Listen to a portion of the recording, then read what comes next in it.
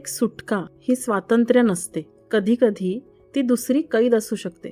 आपण वास्तवापासून लपून कोणत्याही समस्या सोडवत नसतो. आपण समस्येला केवळ अल्पविराम देतो. समांतर जगात रमणं सोपं असतं, पण ते दुष्टचक्र तोडण्यासाठी धैर्य लागतं.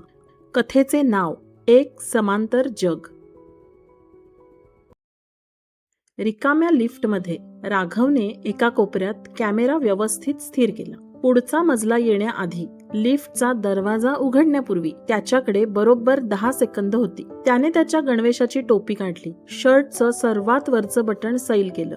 त्याच्या खिशावर शिवलेला बिल्ला झाकला जाईल अशा प्रकारे तो उभा राहिला. त्या लिफ्ट मधला आरसाच जणू त्याचा स्टुडिओ बनला. त्याने फोटो काढला आणि त्यावरील ब्राईटनेस वाढवला, त्यावर पडलेल्या सावल्या घालवून टाकल्या आणि आत्मविश्वासाने टाईप केले, back to back meetings, big things coming. काही सेकंदातच लाईक्स मिळायला सुरुवात झाली. लिफ्टचा डिंग असा आवाज आला. त्याने टोपी परत चटकन डोक्यावर ठेवली आणि नीट सरळ उभा राहिला. सुटाबुटातला एक इसम आत आला. त्याच्याकडे न बघताच बेसमेंट असे म्हणाला. हो सर, राघव नम्रपणे म्हणाला. त्याचा फोन लाईक्सने उजळून निघाला होता आणि कॅनॉट प्लेस मधील एका बिल्डिंगच्या लिफ्टमध्ये आरशात एका लिफ्टमनचे प्रतिबिंब दिसत होते. एकाच वेळेस जणू 2 विश्व अस्तित्वात होती. एक जे मजल्यांमध्ये फिरत होते आणि दुसरे जे फिल्टर्स मध्ये फिरत होते. दिवसभर राघव स्थिर आवाजात मजल्यांची घोषणा करत बटणं दाबत असे. प्रोफेशनल लोकांना येता जाता तो निरखत असे. ते गुंतवणूक, स्टार्टअप्स आणि परदेश दौऱ्यांबद्दल चर्चा करत असत. जसं लोक प्रार्थना पाठ करतात तसं तो ब्रँडची नावं लक्षात ठेवत असे. तो स्वतःला त्यांच्या संभाषणाचा भाग असल्यासारखा, त्यांच्या टेबलावर बसल्यासारखा कल्पना करत असे. रात्री पूर्व दिल्लीतील आपल्या छोट्याशा फ्लॅटमध्ये तो पूर्णपणे बदलून जात असे. त्याने त्याच्या बायोमध्ये लिहिले, फ्युचर एंटरप्रेनर, बिल्डिंग माय एम्पायर.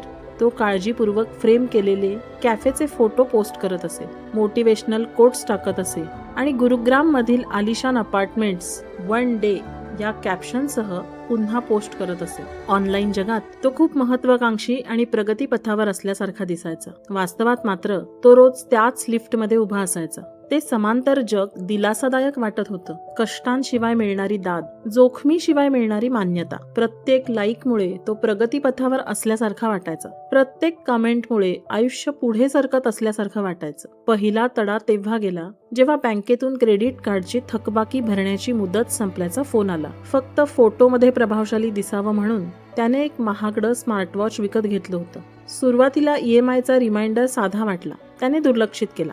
जोपर्यंत तो सर्वत्र आरसे असलेल्या लिफ्टमध्ये एकटाच उभा राहून स्वतःकडे निरखून पाहत नव्हता तोपर्यंत. थोडेसे झिजलेले बूट, साधा युनिफॉर्म आणि हातात ते महागडं घड्याळ. त्याच्या आभासी जगात तो एक शिस्तबद्ध आणि यशस्वी माणूस होता. प्रत्यक्षात तो स्वतःची प्रतिमा टिकवून ठेवण्यासाठी कर्जांवर कर्ज घेत होता. तो अस्वस्थपणा काही तासच टिकला. त्या रात्री त्याने तो स्क्रोल करून दूर केला. दुसरा तडा त्याच्या चुलत भावाच्या लग्नात पडला. सजावटीच्या लाईट्स खाली त्याने एक आकर्षक फोटो पोस्ट केला आणि त्यावर लिहिलं, फॅमिली गॅदरिंग, एक्सपांडिंग नेटवर्क्स. त्यावर भरभरून प्रतिक्रिया आल्या. नंतर बुफेजवळ उभा असताना त्याने 2 नातेवाईकांचे बोलणे ऐकले.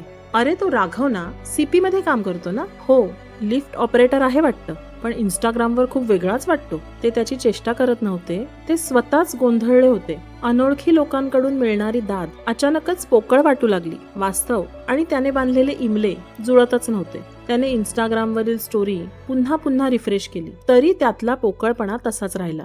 तिसरा तडा एका दमट जुलैच्या रात्री पडला. तेव्हा वीज गेली होती. घरातील वायफाय बंद झाला. त्याच्या फोनची बॅटरी संपली. आभासी जग एका क्षणात गायब झालं होतं. इमर्जन्सी दिव्याच्या मंद प्रकाशात त्याने पाहिले की त्याचे बाबा वहीमध्ये हिशोब मांडत बसले होते. नवीन कपडे खरेदी करण्याऐवजी त्याची आई जुन्याच कपड्यांना शिवत बसली होती. त्याची बहीण त्या प्रचंड अस्वस्थ करणाऱ्या उकाड्यात अभ्यास करत बसली होती. त्यांचं आयुष्य ग्लॅमरस नव्हतं, पण ते प्रामाणिक होतं, कष्टमय होतं, खरं होतं. जेव्हा त्याच्या वडिलांनी वाढत्या वीज बिलाचा उल्लेख केला तेव्हा त्यांच्या आवाजात दोषारोप नव्हता, फक्त शांत जबाबदारीची जाणीव होती.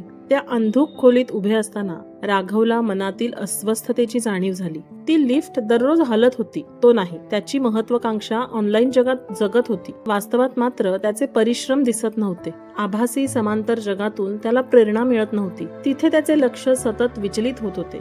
ते एक दुष्टचक्र होते, सुरक्षित, कौतुकाने भरलेले, पण आतून स्थिर, आणि निष्क्रिय. दुसऱ्या दिवशी सकाळी त्याने सोशल मीडियावर कोणतीही नाट्यमय घोषणा केली नाही. त्याने शांतपणे आपल्या सोशल मीडियावरील बायो बदलली. आपले उत्पन्न आणि खर्च यांचा हिशोब त्याने लिहून काढला आणि देणी भागवली. एका डेटा अॅनालिटिक्स सर्टिफिकेशन कोर्समध्ये त्याने आपले नाव नोंदवले.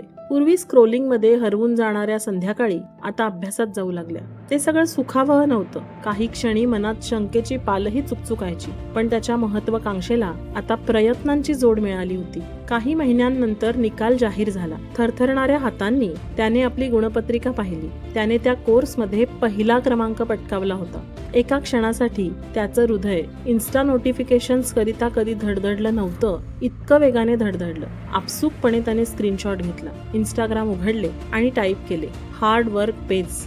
मग तो थांबला. पूर्वी तो स्वप्न पोस्ट करत असे, हे मात्र वास्तव होतं आणि वास्तवाला तात्काळ टाळ्यांची गरज नसते. त्याने ॲप बंद केलं. हे यश नव्हतं, ही सुरुवात होती. पहिल्यांदाच त्याला जाणवलं की तो लाईक्समुळे नाही तर स्वतःच्या प्रामाणिक प्रयत्नांमुळे पुढे जात आहे. लिफ्ट अजूनही मजल्यांमध्ये वर खाली जात होती, पण आता तोही वास्तवात पुढे जात होता. समांतर जग सुरक्षित वाटतं, कारण तिथे तुम्हाला कोणतंच आव्हान पेलावं लागत नाही. प्रगतीशिवाय मिळणारा आराम हेही एक दुष्टचक्रच आहे. जेव्हा तुम्ही वास्तवाला सामोरे जाता तेव्हा छोटी छोटी पावलंही लक्षणीय बदल घडवून आणतात. सुटका करून घेण्याचा प्रयत्न करू नका. स्वतःच्या आयुष्यात परत या.